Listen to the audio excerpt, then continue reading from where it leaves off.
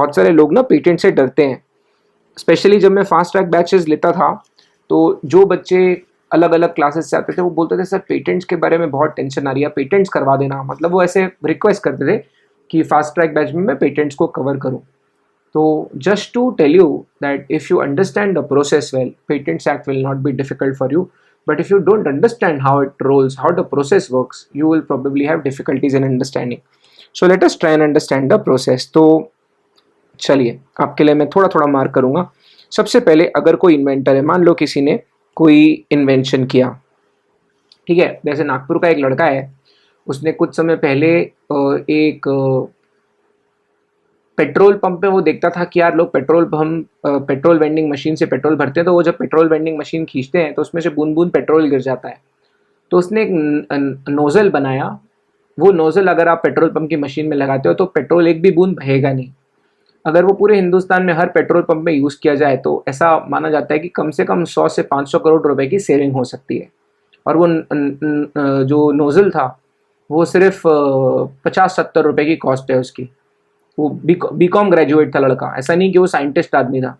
BCom graduate ने वो product किसी वेंडर से बनवाया, बस आइडिया उसकी थी और उसने उसके ऊपर काम किया। तो what I can tell you is it really worked. So to a great extent, मान लो कोई इन्वेंटर है और उसको कोई पर्टिकुलर प्रोडक्ट को, इन्वेंशन को प्रोटेक्ट करवाना है, तो नेचुरली क्या होगा, इन्वेंटर आएगा कंपनी सेक्रेटरी के पास। अगर कंपनी सेक्रेटरी कौन हुआ, पेटेंट एजेंट हुआ। तो अगर आप पेटेंट एजेंट हो, जो कि आप बन सकते हो, अगर आप पेटेंट एजेंट हो तो आपके पास लोग पेटेंट के लिए आएंगे। तो इन्वेंटर आएगा सीएस के पास कि यार मुझे एक चीज़ का पेटेंट कराना है। द फर्स्ट स्टेप इज, सबसे पहले आपको ये चेक करना पड़ेगा कि जो इन्वेंशन का पेटेंट कराने के लिए कोई क्लाइंट आया है, इन्वेंटर आया है, सबसे पहले आपको चेक करना पड़ेगा कि कहीं वो ऑलरेडी पेटेंटेड तो नहीं है। तो आपको सबसे पहले क्या करना पड़ेगा, आपको करना पड़ेगा पेटेंट सर्च। पेटेंट सर्च का मतलब होता है आप ये चेक करेंगे कि जो इन्वेंशन को हम प्रोटेक्ट करना चाह रहे हैं वो ऑलरेडी पेटेंटेड है या किसी ने आज तक उसको पेटेंट नहीं किया है। अगर वो ऑलरेडी पेटेंटेड हुआ तो आप लोग नेचुरली एप्लीकेशन फाइल नहीं करेंगे क्योंकि ऑलरेडी वो इन्वेंशन को प्रोटेक्ट किया जा चुका है ना। तो अगर कोई प्रोडक्ट को ऑलरेडी प्रोटेक्ट किया जा चुका है, इन्वेंशन को प्रोटेक्ट किया जा चुका है, तो नेचुरली आप लोग अप्लाई नहीं करेंगे क्योंकि वो तो किसी और ने ऑलरेडी प्रोटेक्ट करके रखा हुआ है। तो अगर ऑलरेडी पेटेंटेड होगा तो आप लोग एप्लीकेशन नहीं फाइल करेंगे। अगर वो ऑलरेडी पेटेंटेड निकला, so you will not file the patent application. आप लोग क्यों ज़बरदस्ती पैसा स्पेंड करेंगे, क्योंकि आपको पता है कि वो रिजेक्ट हो जाएगी एप्लीकेशन। लेकिन अगर किसी ने भी पेटेंट नहीं करवाया है तो आप लोग फाइल करेंगे पेटेंट एप्लीकेशन। ऐसे केस में आप लोगों को फाइल कर लेनी चाहिए आपकी पेटेंट एप्लीकेशन, है ना। तो ऐसे केस में you will move forward and you will file what, patent application two of course protect the invention. Now when you file for the patent application, let me just tell you, in India there are two ways. आप या तो provisional specification file कर सकते हैं, दो तरीके हैं, या तो आप कंप्लीट स्पेसिफिकेशन फाइल कर सकते हैं। There are two ways of protecting the invention. अब होता क्या है, प्रोविजनल स्पेसिफिकेशन में आपको बहुत ज़्यादा जानकारी नहीं डालनी पड़ती, कुछ बेसिक डिटेल्स देकर भी आप प्रोविजनल स्पेसिफिकेशन फाइल कर सकते हैं। अगर आप ये चूज़ करेंगे कि आपको पूरी की पूरी कंप्लीट स्पेसिफिकेशन एक साथ फाइल करनी है तो उसमें कुछ ज़्यादा ही डिटेल्स आपको लगने वाली है, ठीक है। सो सबसे पहले तो मैं आपको ये बता दूं कि एप्लीकेशन फाइल करने के दो तरीके हैं, या तो प्रोविजनल स्पेसिफिकेशन या कंप्लीट स्पेसिफिकेशन फाइल कर देना। तो एप्लीकेशन दो तरीके से फाइल की जा सकती है, तो प्रोविजनल स्पेसिफिकेशन या तो कंप्लीट स्पेसिफिकेशन, ठीक है। कंप्लीट स्पेसिफिकेशन में बहुत ज़्यादा ड्राफ्टिंग की ज़रूरत पड़ती है, बहुत ज़्यादा तामझाम की ज़रूरत पड़ती है। वेराज प्रोविजनल स्पेसिफिकेशन अगर हम फाइल करते हैं तो वहाँ पर बहुत सारी चीज़ें नहीं आती। तो होता क्या है, अगर मैंने कोई बेसिक आविष्कार इन्वेंशन कर लिया है लेकिन अभी मैंने पूरी तरह से उसका डॉक्यूमेंट प्रिपेयर नहीं किया है, तो मैं क्या करूँगा, मैं पहले से ही एप्लीकेशन फाइल करने की कोशिश करूँगा, क्योंकि मैं चाहूँगा कि मेरे इन्वेंशन की जो प्रायोरिटी है वो मुझे मिल जाए। कहीं ऐसा ना हो कि मेरे पहले ये सेम टाइप का इन्वेंशन कोई और फाइल कर ले तो फिर प्रायोरिटी उसको मिल जाएगी, है ना। तो टू अ ग्रेट एक्सटेंट बहुत लोग क्या करते हैं, वो लोग प्रोविजनल स्पेसिफिकेशन फाइल करने का यही रीज़न होता है कि कहीं ऐसा ना हो कि हमारे पहले कोई और अप्लाई कर दे। प्रोविजनल एप्लीकेशन अगर आप फाइल करते हैं तो आपको बहुत ज़्यादा डिटेल नहीं डालनी पड़ती, सिर्फ आपको नाम डालना पड़ेगा अपना, आपकी नेशनैलिटी, आपका डेट और सिग्नेचर और टाइटल। क्योंकि अब क्या है, पेटेंट तो किसी कॉस्मेटिक क्रीम का भी हो सकता है, किसी जूते की ग्रिप का भी हो सकता है। नाइकी ने तो एयर को भी प्रोटेक्ट कर लिया है ना, नाइकी एयर का जो पूरा कलेक्शन है उसमें तो जो सोल है शूज़ की उसको प्रोटेक्ट किया हुआ है उन्होंने। तो टाइटल क्या है, कॉस्मेटिक क्रीम है, फार्मास्यूटिकल प्रोडक्ट है, सेलफोन की टेक्नोलॉजी है, वोल्टे अभी LTE जो टेक्नोलॉजी है 5G वाली 4G वाली, तो क्या चीज़ है, तो title of the particular invention and brief description. Brief description का मतलब होता है शॉर्ट में बताइए कि इन्वेंशन किस को लेकर है।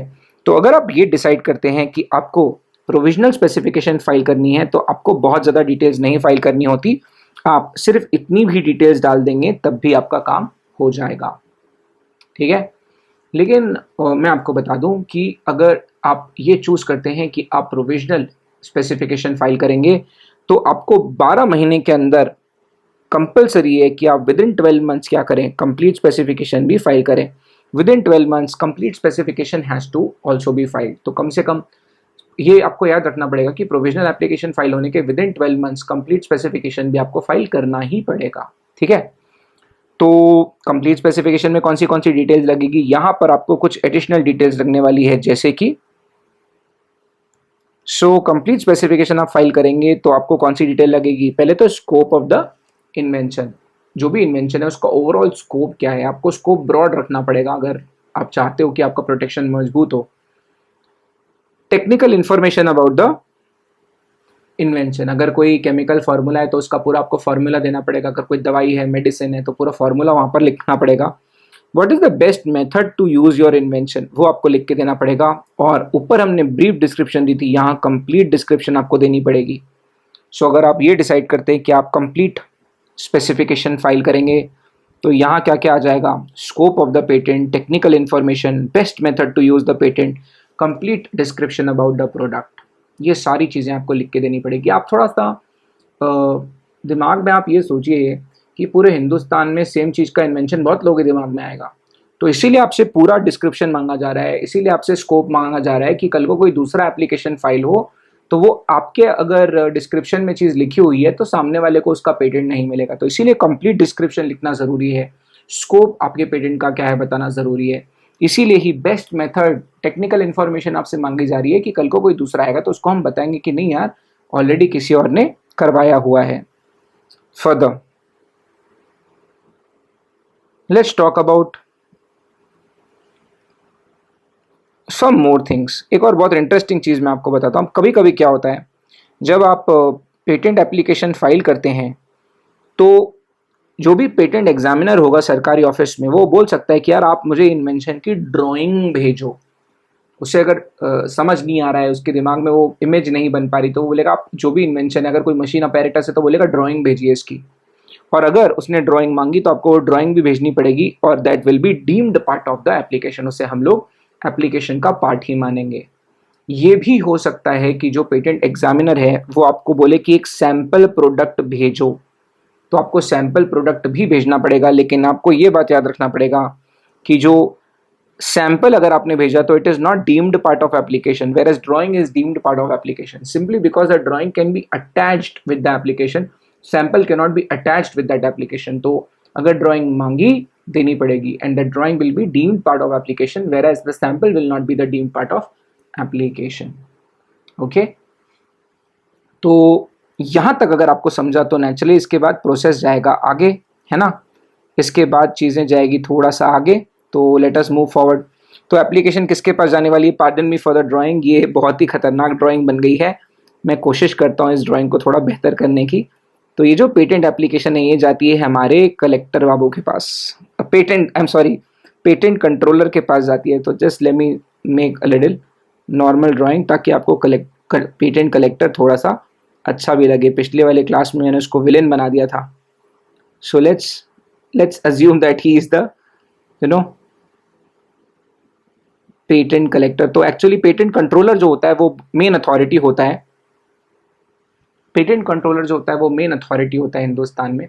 पेटेंट कंट्रोलर जो है वो हिंदुस्तान में पेटेंट्स एक्ट के तहत सबसे इम्पॉर्टेंट अथॉरिटी है। तो ये जो एप्लीकेशन है ये जाएगी आपकी एग्जामिनेशन के लिए, है ना। So what will happen is, जैसे ही आप एप्लीकेशन आपकी जाएगी एग्जामिनेशन के लिए, दो चीज़ें हो सकती है, या तो वो आपको पेटेंट ग्रांट कर देगा, या तो आपकी पेटेंट एप्लीकेशन क्या हो जाएगी, अपोज हो जाएगी। ठीक है, तो या तो आपकी इन्वेंशन को आपको पेटेंट मिल जाएगा उस चीज़ का, या तो वो अपोज कर देगा। तो सबसे पहले तो ये समझने की कोशिश करते हैं कि अगर अपोज किया, अगर इन्वेंशन को अपोज किया गया तो वो कौन से ग्राउंड्स पे अपोज कर सकता है। सबसे पहले इसको समझने की कोशिश करते हैं। ठीक है, तो दो चीज़ें हो सकती है एग्जामिनेशन के वक्त, या तो patent controller will grant the patent और he will oppose it. Opposition किस पे होती है मैं आपको थोड़ा सा ब्रीफली समझाता हूँ, फिर ऑफ कोर्स मैं नोट्स में से भी बताऊंगा।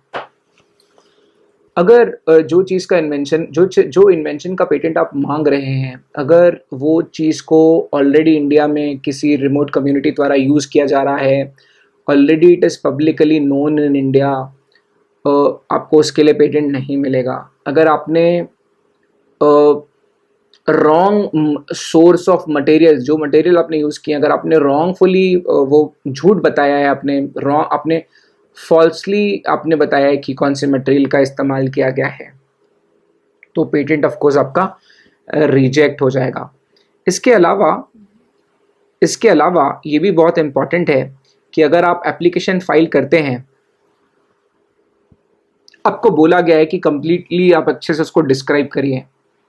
अगर आपने क्लियरली डिस्क्राइब नहीं किया इन्वेंशन को तो भी वो अपोज कर देगा। फर्दर, अगर ये फ्रिवोलस एप्लीकेशन निकली, मतलब इन्वेंशन किसी और का है और अप्लाई कोई और कर रहा है, तब भी वो अपोज हो सकती है। तो अपोजिशन के ग्राउंड्स कौन से होंगे, थोड़ा ब्रीफली मैं आपको यहाँ पर लिख के देता हूँ, याद करना तो है इसको लेकिन ज़रूरी नहीं अभी याद करें। So if it is already publicly known in India, फिर आपको क्यों मिलेगा, उसमें नॉवेल्टी नहीं है। अगर आपने क्लियरली नॉट डिस्क्राइब्ड, अगर आपने क्लियरली डिस्क्राइब नहीं किया है इन्वेंशन को, तब भी आपको नहीं मिलेगा। इसके अलावा आपने रॉन्गफुली क्लेम किया है, रॉन्गली मेंशन्ड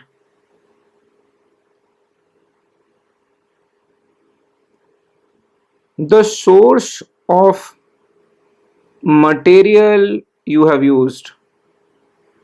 तो पेटेंट जो इन्वेंशन है, वो इन्वेंशन के लिए जो भी मटेरियल आप यूज कर रहे हैं, आप उसके बारे में झूठ बोल रहे हैं, तो भी आपको इन्वेंशन का प्रोटेक्शन नहीं मिलेगा। इसके अलावा one more thing which I can tell you is, it was already being used, it was already being used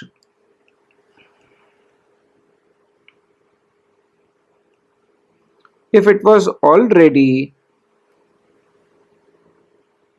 being used by some indigenous community of India।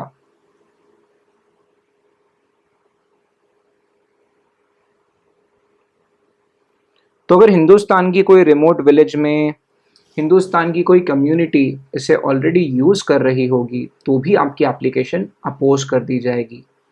In fact, to tell you, I must mention this. Once a doctor, Ayurvedic doctor from Kashmir was traveling to South India, one forest he wanted to visit. तो उसने वहाँ के local लोगों का support लेके वो forest visit करने की कोशिश की। तो हर 2-3 घंटे में क्या होता था, वो बोलता था कि यार रुको, ब्रेक लेते हैं, मुझे कुछ खाना है। लेकिन जो वहाँ के लोग होते थे साउथ के, वो ब्रेक ही नहीं लेते थे। तो डॉक्टर ऑब्जर्व करता था कि वो जो लोकल विलेजर्स थे, वो लोग क्या करते थे, वो कुछ तो कोई तो पर्टिकुलर पेड़ की पत्तियाँ तोड़ के वो लोग खाते थे, एंड उसके बाद उनका पेट भर जाता था और उनको थकते ही नहीं थे वो लोग। तो डॉक्टर का दिमाग चल गया कि यार ये पत्ती में कुछ तो है। तो उसने क्या किया, सेम वो पत्तियों का इस्तेमाल करके उसने कुछ तो बनाया और उसका उसने प्रोटेक्शन ले लिया और उसको कमर्शियली यूज़ करने लग गया। जब ये बात एक एनजीओ के ध्यान में आई तो उन्होंने उस डॉक्टर को सू किया और उन्होंने तो खैर अपोज किया, और जो भी प्रॉफिट्स उसने बनाए थे वो फिर लोकल कम्युनिटी को देने पड़े उसे। तो हो सकता है कि इस ग्राउंड पे भी आपकी एप्लीकेशन अपोज हो जाए। लेकिन लेकिन मान लो आपकी एप्लीकेशन अपोज नहीं की गई और आपको एप्लीकेशन ग्रांट हो गई, तो ऑफिशियल गजेट में ये पब्लिश कर दिया जाएगा कि आपको इस इन्वेंशन के लिए पेटेंट ग्रांट हुआ है। Okay, and eventually next 12 months के लिए, this to be very carefully, जब आपको पेटेंट दिया जाएगा, ऑफिशियल गजेट में इसका नोटिस पब्लिश किया जाएगा, अगले 12 महीने तक, for next 12 months anybody, any party, interested party, वो चाहे तो वो आपके इन्वेंशन के पेटेंट के लिए अपोजिशन फाइल कर सकती है। सपोज मान लो पेटेंट कंट्रोलर अपोज नहीं भी करता है, तो वो ग्रांट हो जाने के बाद 12 महीने तक कोई भी इंटरेस्टेड पार्टी आपके एप्लीकेशन के ऊपर अपोजिशन फाइल कर सकती है, और ग्राउंड्स जो रहेंगे वो सेम रहेंगे जो ग्राउंड्स यहाँ पर अपन ने मेंशन किए। ठीक है, तो ग्राउंड्स ऑफ अपोजिशन दोनों केसेस में सेम रहते हैं। इट इज जस्ट दैट जब एप्लीकेशन कंट्रोलर के पास जाती है तो वो ग्राउंड्स पर वहीं पर वो अपोज कर सकता है, लेकिन अगर उसने ग्रांट कर दिया तो नेक्स्ट 12 महीने के लिए any interested party can file N opposition. अगर उसमें भी किसी ने अपोजिशन नहीं किया तो आपको पेटेंट मिल जाएगा। और मैं आपको बता दूं कि जो मैक्सिमम टेन्योर है for which you can get the patent is 12 years. Max to max 12 महीने के लिए, मैक्स टू मैक्स 20 ईयर्स के लिए आपको प्रोटेक्शन मिल जाएगा। वैसे तो आजकल कोई 20 साल के लिए पेटेंट लेता नहीं है, क्योंकि हर इंडस्ट्री में डिसरप्शन बहुत जल्दी होने लग गया है। 3-4 साल 5 साल बाद प्रोडक्ट्स ऑब्सोलीट होने लग जाते हैं, तो लोग 5 साल के लिए, आपके ऊपर है कि आप कितने साल के लिए प्रोटेक्ट कराना चाहते हो। My job was to tell you कि मैक्सिमम कितने साल के लिए प्रोटेक्ट करवाया जा सकता है। So this is about the process guys. I hope you understood the process. मुझे पूरी उम्मीद है कि तुमको ये प्रोसेस थोड़ा थोड़ा समझ में आया होगा। प्रोसेस को एक बार और मैं चाहता हूँ कि मैं आपके साथ रिवाइज करवाऊँ आपको, तो बहुत जल्दी से इस प्रोसेस को एक बार पूरा रिवाइज करवाता हूँ मैं, और कोशिश करेंगे कि एक साथ पूरा आपको प्रोसेस दिख जाए। सो लेट मी जस्ट इसको मैं थोड़ा सा, ओके, सो आ जाओ, प्रोसेस आपके साथ शेयर करता हूँ एक ही जगह पे एक साथ। आपको अगर ये दिख जाए तो आपको शायद काफ़ी अंडरस्टैंडिंग आपकी बेहतर हो जाएगी चीज़ों को लेकर। So this is the process guys, let's talk about it. तो देखो क्या हुआ, फोकस। सबसे पहले तो जो भी इन्वेंटर था वो आया पेटेंट एजेंट के पास। As a company secretary you can become a patent agent. Patent agent के पास आए, पेटेंट एजेंट के थ्रू सबसे पहले पेटेंट एजेंट क्या करेगा, पेटेंट सर्च करेगा। पेटेंट सर्च करके दो चीज़ें होगी, या तो किसी ने ऑलरेडी पेटेंट करवाया होगा, या तो वो अभी तक पेटेंट नहीं कराया हुआ है। अगर किसी ने ऑलरेडी पेटेंट करवा लिया है तो फिर we will not file the application because it has already been given to someone else. अगर पेटेंट नहीं करवाया होगा we can file an application. Application दो प्रकार की हो सकती है, provisional specification, complete specification. Provisional specification जो है, प्रोविजनल स्पेसिफिकेशन में हमको सारी डिटेल्स नहीं डालनी पड़ती, सिर्फ कुछ ही डिटेल्स डालनी पड़ती है। वेरएज कंप्लीट स्पेसिफिकेशन में सारी डिटेल्स डालनी पड़ती है। इंपॉर्टेंट चीज़ ये है कि अगर आपने प्रोविजनल स्पेसिफिकेशन फाइल की भी तो विद इन 12 मंथ्स आपको कंप्लीट स्पेसिफिकेशन फाइल करनी ही पड़ेगी, वरना ऐसा मान लिया जाएगा कि पूरी की पूरी एप्लीकेशन अबेंडन हो चुकी है। प्रोविजनल स्पेसिफिकेशन लोग इसलिए फाइल करते हैं ताकि जल्दी से उनको चीज़ों के लिए प्रायोरिटी मिल जाए, और फिर with in 12 months additional details file करके आप पूरी की पूरी कंप्लीट स्पेसिफिकेशन फाइल कर सकते हैं। नाउ द मोमेंट ये एप्लीकेशन फाइल हो गई, अब क्या होगा, नेचुरली अच्छा ये भी हो सकता है कि पेटेंट कंट्रोलर जो है वो ड्राइंग्स मांग ले। अगर उसने ड्राइंग्स मांग ली पेटेंट की तो आपको वो ड्राइंग्स भी सबमिट करनी पड़ेगी, and that will become the deemed part of the application. अगर किसी ने ड्राइंग नहीं मांगकर सैंपल मांग ली तो आपको सैंपल प्रोवाइड करना पड़ेगा, और जो सैंपल होगा that will not be deemed part of application. Now once the application is with the controller, again two things can happen on examination. Either he will grant you the patent or he will oppose. अगर opposition होगा तो वो section 25 patent act के तहत होगा। मतलब अगर वो प्रोडक्ट ऑलरेडी पब्लिक में नोन है, ऑलरेडी कोई हिंदुस्तान के रिमोट या इंडिजिनस कम्युनिटीज को यूज़ कर रही है, अगर आपने वो रॉ मटेरियल जो इस्तेमाल किया है पेटेंट में, इन्वेंशन में, आप उसके बारे में डिस्क्रिप्शन सही नहीं देते हैं, उसके बारे में गलत इन्फॉर्मेशन देते हैं, या पूरे के पूरे प्रोडक्ट का, पूरे के पूरे इन्वेंशन का सही डिस्क्रिप्शन अगर आपने नहीं दिया, पेटेंट अपोज हो जाएगा। लेकिन अगर ग्रांट हुआ तो नेक्स्ट 12 मंथ्स तक कोई भी पार्टी, इंटरेस्टेड पार्टी अपोज कर सकती है, और अगर किसी ने अपोज नहीं किया तो पेटेंट आपका, और अगर पेटेंट आपका हो गया तो मैक्सिमम, मैं आपको बता दूं कि जो मैक्सिमम टेन्योर है वो हो सकता है 20 साल का, लेकिन ज़रूरी नहीं आप 20 साल के लिए अप्लाई करें, आप उससे कम के लिए भी अप्लाई कर सकते हैं, ठीक है। So guys I hope this process is very very very clear.